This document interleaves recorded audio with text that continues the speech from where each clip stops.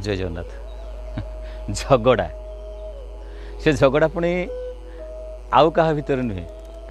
आम तो पिला बेले भाई भौणी के भितर झगड़ा करूँ भाई भाई भितर झगड़ा लगे सांग साथी भितर झगड़ा लगे ये झगड़ा पुणी विश्व विदित झगड़ा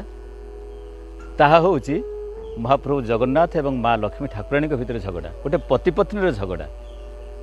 ये पति पत्नी झगड़ा एमिति हुए सारा विश्व ब्रह्मांड से झगड़ा को देखा आसती अतीत केवे जदि गाँ गली परिवार भितर झगड़ा लगे किसी लोक रुंड होती से झगड़ा को देखते आउ किसी छड़ा छड़ी भी करते समाधान करते किंतु प्रश्न उठू जगन्नाथ महाप्रभु जी विश्वर ठाकुर जहाँ भितर कली झगड़ा लगिले आम पारिवारिक जीवन में आम सामाजिक जीवन में जो कली लगुच झगड़ा लगुच कौटी द्वंद्व लगुच जहाँ भी मारपिट हेले केमिति प्रभु से कली झगड़ा समाधान कर दिए आम शांति रहू झगड़ा लगिले तो अशांति ना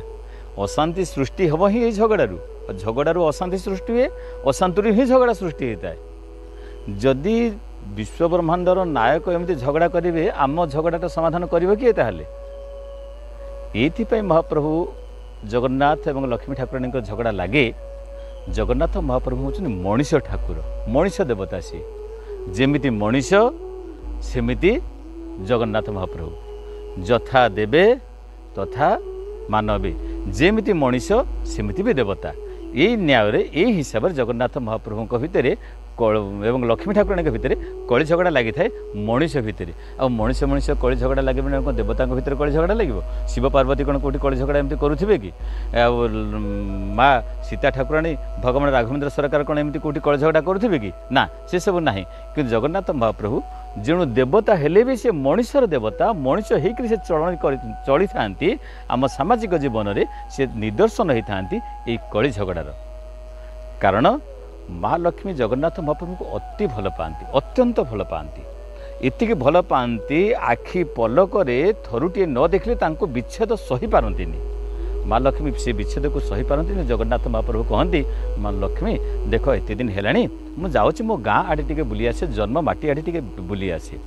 भगवान कथा देके जाती मात्र 2 दिन भितर फेरी आसबि द्वितीय यात्रा आरंभ करती कहते मुझे चतुर्थी दिन फेरी आसबि तृतीय गोटे दिन रही चतुर्थी दिन फेरी आसबि एक कथा कहीकि जाती किंतु समस्या हुए कौन जिते बड़े माँ लक्ष्मी ठारू जगन्नाथ महाप्रभु विदा होकर चली जाती श्रीमंदिर पूरा फांका पड़े लोक मानकर गहली चहली पूर्व भाया लगे ना कारण कन्हई जोठी गाई गोठ से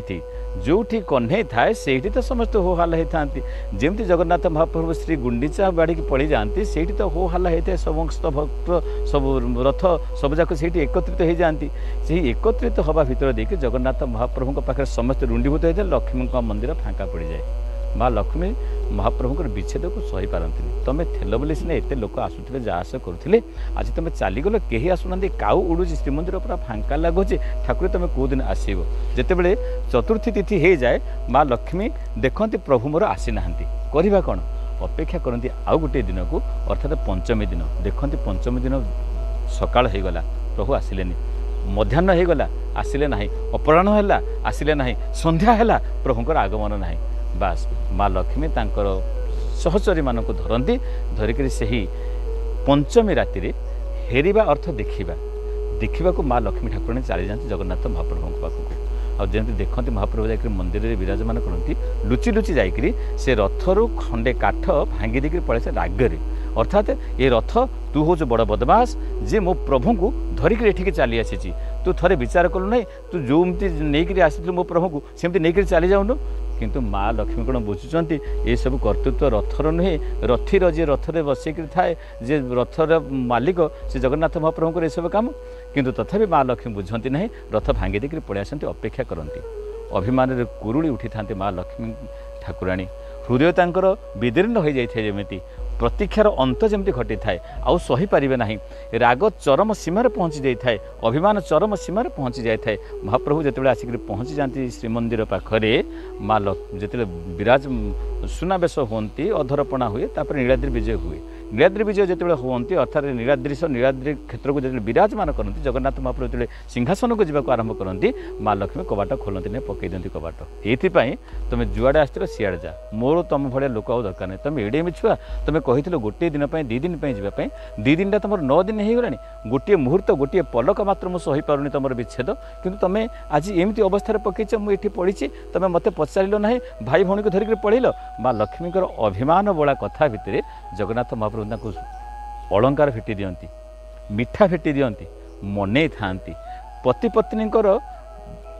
क्रोधटा केमती शांत रूप धारण कर जाए महाप्रभु जगन्नाथ महाप्रभु माँ लक्ष्मी ठाकुराणी केमिति बुझेक मनईक शांत कर दियंती माँ लक्ष्मी ठाकुराणी पाछटी दियंती तागिद करती ठाकुरे शपथ कर सत को आउ केबे भी एठू तुम छाड़ी मत जीवनी महाप्रभु कह ना तुमको छाड़ी कड़े जी कहते श्रीमंदिर को पड़े आसती ये तो जगन्नाथ महाप्रभु आ लक्ष्मी ठाकुराणी पारिवारिक जीवन कथा आमे तो यही जीवन शिखा कथा किंतु वास्तव चिंता कले अनेक समय खबर पहुँचे आम समाज में पति पत्नी भितर एमती झगड़ा हुए जे से झगड़ा ए स्तर में पहुँची जाए जे केतेबेले विवाहर किछि दिन मात्र जाइथिबो कि नहीं पति पत्नी बुलिबा को जाइथिबे पति सियाड़े पत्नी को हत्या कर देथिबो कोठी पत्नीटीए पति को मध्य हत्या कर देथिबो प्रमाण लुचेबा को जाई कि ताकू फ्रीजर भितर रखिथिबो कि बस्ता भितर पुड़ीथिबो मृत शरीर को मांस को टिक टिक करी काटिथिबो कि निर्मम नृशंस ही पड़ती पति पत्नी कारण कौन ये कारण हूँ या बुझामणार अभाव पत्नीटीए पति को भल भाव बुझी न थाए पतिटीए पत्नी को मध्य भल भाव बुझी न थाए जहाँफल यही भली अमानवीय अत्यंत निष्ठुर कर्म करने को उभय पछे न थांती तेणु जगन्नाथ महाप्रभु जीवन जे जगन्नाथ महाप्रभु लीला जे केवल पूजा करने सकाशे उपासना करने सकाशे ताहा नुहे ताहा होची आम जीवनर चरणी एवं जीवनर धारा आमे जदि जगन्नाथ महाप्रभु को भल पाऊचे भक्ति करुचे जहाँ भी करुचे ये आम शिखा दरकार जगन्नाथ महाप्रभु तांको पारिवारिक जीवन में जमी शांति को बजाय रखती पति पत्नी झगड़ा को जमी समाधान करते सहज भाव में आमे पतिटी हेले मध्य पत्नीर अभिमान को सेमती भांगीदेवा उचित एवं पत्नीटी हेले मध्य पतिर भावना राज्य में पहुँची भावना स्तर को पहुँची से समस्या को आम समाधान करवा दरकार पति पत्नी जदि उभयर बुझामणा ठीक न रहिबो जगन्नाथ महाप्रभुंकर कली होची मधुर कली आमर कली हो तिक्त कली